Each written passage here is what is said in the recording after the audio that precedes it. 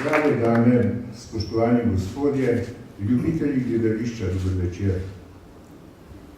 Žirija za podelitev Dnevnikove nagrade za igralski dosežek v sezoni 2012 se je sestala zadnjič v sestavi Iva Kozmos, Jaroslav Skrušni in Peter Gombač, ter sklenila, da Dnevnikovo nagrado za sezono 12-13 dobi igralec Jurij Drevenšek.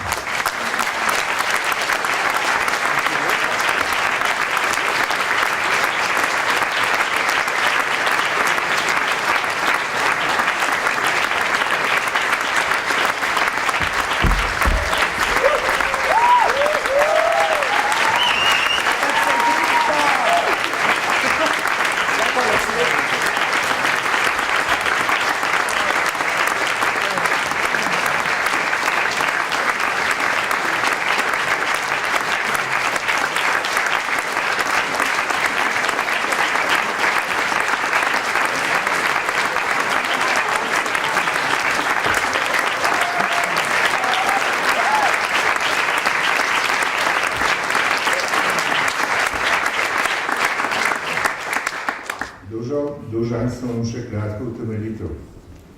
Jurij Drevenšek je v sezoni 12-13 kar trikrat izkazal in potrdil svoj žlahtni komedijanski potencial.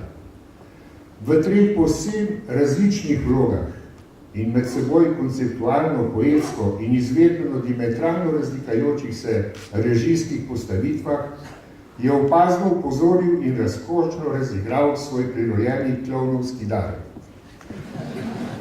Z vlogami Žaka v Ionescovi absurdni komediji Žak ali podrejenost, Bjanke v Shakespeareju Ukrečeni trmoglavki in Carlosa v muzikulu Ženske na robu živčnega zloma.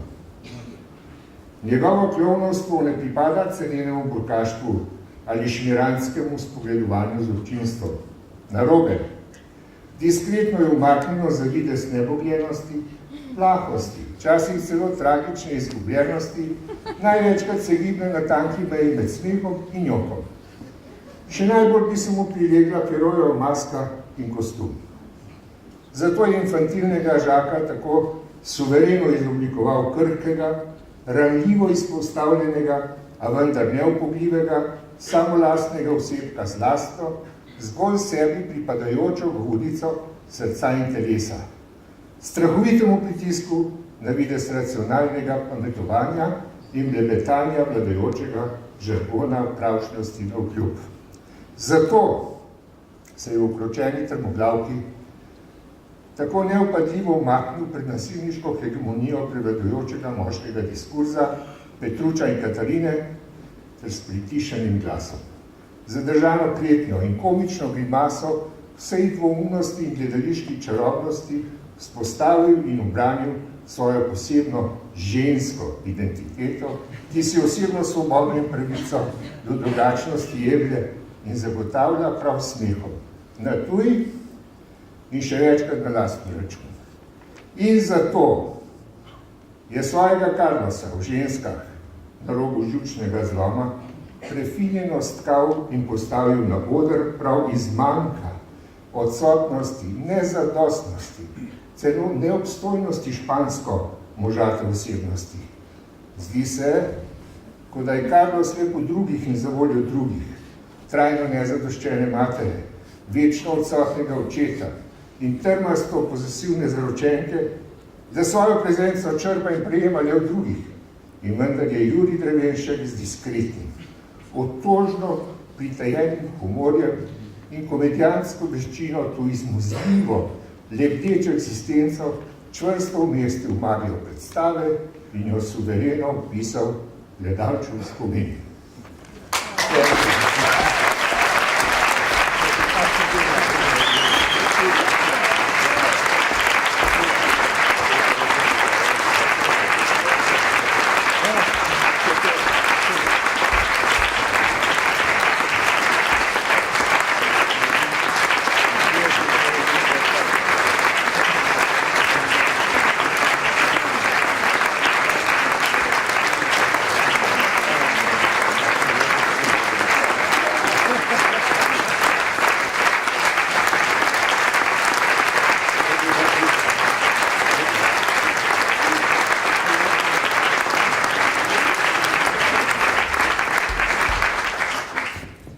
zahval bi rad povedal.